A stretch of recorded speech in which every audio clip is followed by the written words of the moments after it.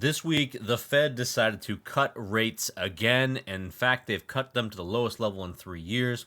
However, Bitcoin continues to fall and fall and fall after a pretty nice run up to about 114. We saw it dump all the way down to support here at 106. And normally, what I'm talking about is the fact that when the Fed cuts rates, that's absolutely bullish for Bitcoin. But this time, not so much. This time, in fact, it seems like it was almost like a buy the rumor, sell the news kind of event where everyone expected the Fed to cut rates. And then as soon as the rate cut happened, everyone started to dump. And then momentum also popped up and momentum traders got involved. In addition to that, you also had a huge liquidation event for crypto, the broader crypto space here. On the 29th of October, you had almost $1 billion worth of longs get liquidated. And the subsequent days, you had 100 million, and that actually helped drop the Bitcoin and crypto prices across the board. Now, that's partially one of the reasons why Bitcoin fell instead of rose. In addition to that, you also had the fact that the Bitcoin spot ETFs, you have negative flows. So essentially, you have outflows here of about $600 million over the last week. That's also another reason why.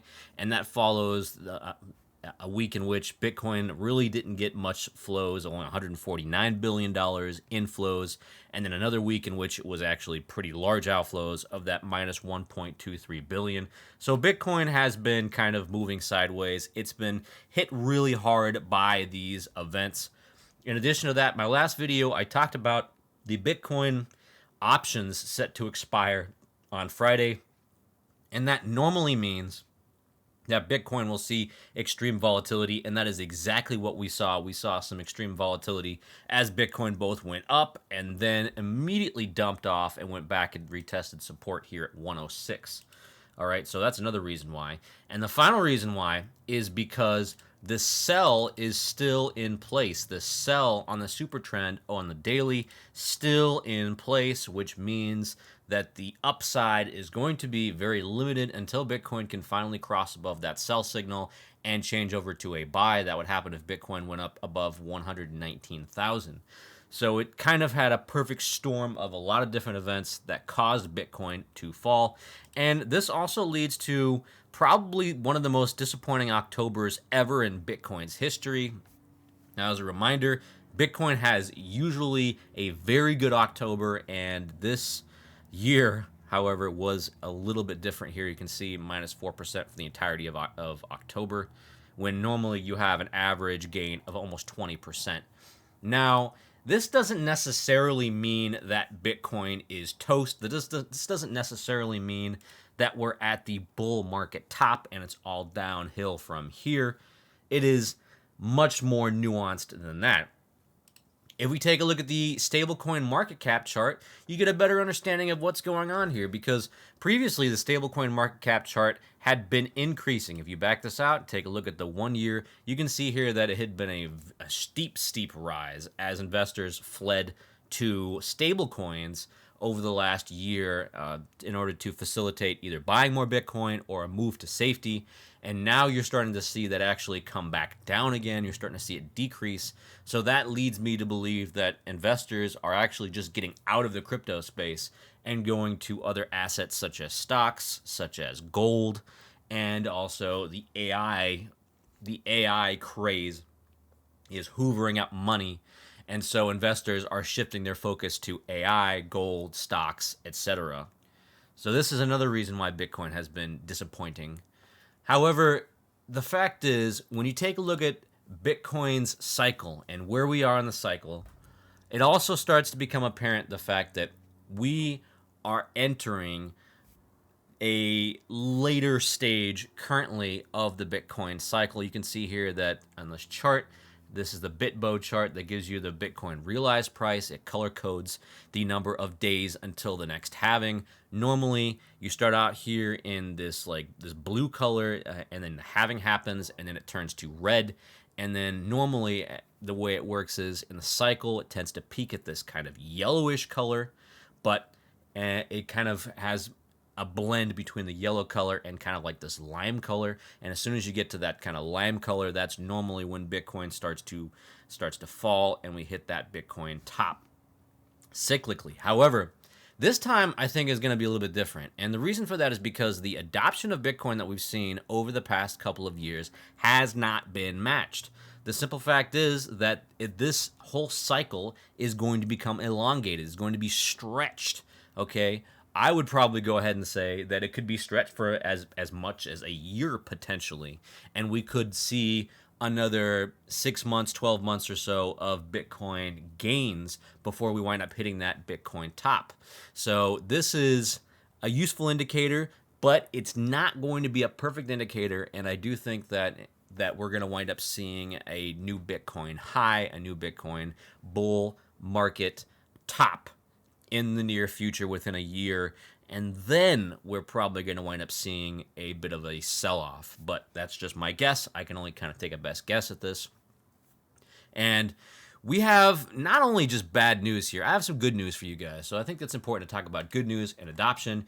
You have companies like Steak and Shake deciding to launch their first ever strategic Bitcoin reserve. So what they're going to do here is they're going to take the Bitcoin essentially that they're going to collect the Bitcoin that people are paying with, and they're going to go and they're going to use it as part of their Bitcoin strategic reserve. Okay, so that's also important. They're the first major restaurant to establish a Bitcoin strategic reserve. I think that's actually important to understand the fact that you're starting to see additional adoption. So we're at the stage where you have adoption by traditional finance. We're at the stage where you have adoption by companies. We will soon be at the stage where you have a strategic reserve for the states and for the U.S., and then eventually you'll get to the point where you have a strategic reserve for banks, especially the federal banks. That right there is the gold standard. That right there is the gold standard for Bitcoin adoption, is for federal banks to start buying Bitcoin, state-owned banks to start buying Bitcoin in order to make their own Bitcoin strategic reserve. But we are a little way off from that reality. And it's not all people that are selling their Bitcoin, because you have the whales that continue to accumulate. The wallet, Mr. 100 here, continues to accumulate more and more and more Bitcoin. You can see over the last couple of days, they've been adding hundreds of Bitcoin per day, and they've been buying the dip here. When you add this all up, you take a look at the Bitcoin on the exchanges, the exchange reserve, you continue to see the number of Bitcoin on exchanges continues to go lower and lower and lower every single day. So, taking that all into account, where are we right now when it comes to the Bitcoin price? Don't be surprised if Bitcoin continues to move sideways for a little bit. We've been consolidating for the past, say, 6 months or so. But I do think that we're going to have a very strong rally at the end of the year. My thesis for a Santa Claus rally has not been disproven yet. Now, you may ask yourself, what would disprove this? What would invalidate this thesis? If Bitcoin made a large move under 100 and it closed under 100, and you saw, a couple of days under that $100,000 level, I think that would probably put one nail in the coffin. Now, if it continued to fall past that level and say go all the way down to 76, that would basically invalidate it completely. All right, but we are nowhere near those levels right now. We're still hanging around 110, and I think that it's important to zoom out and take a look at where we are right now and where we've been this entire year. It's been a monster bull run, and basically, if you had bought Bitcoin anywhere in the last, call it 6 or 7 months, you would be in profit. Now, that being said, as long as we keep seeing this sell signal pop up here, Bitcoin's going to be limited. So it's going to take a very nice rally in order for us to push past this sell and into a buy. So I think that most likely we will be heading sideways for a little bit, and then at the end of the year, I do think it's possible we will wind up seeing an end of year rally for Bitcoin and to push Bitcoin into a new all-time high. But let me know what you guys are thinking. Are you worried? Are you concerned? Have you sold your Bitcoin? Have you decided I'm done? I'm going to go buy some stable coins instead, or I'm selling my IBIT or my FBTC and I'm going somewhere else. Let me know what you guys think. Leave a comment below, and I'll catch you guys in the next video.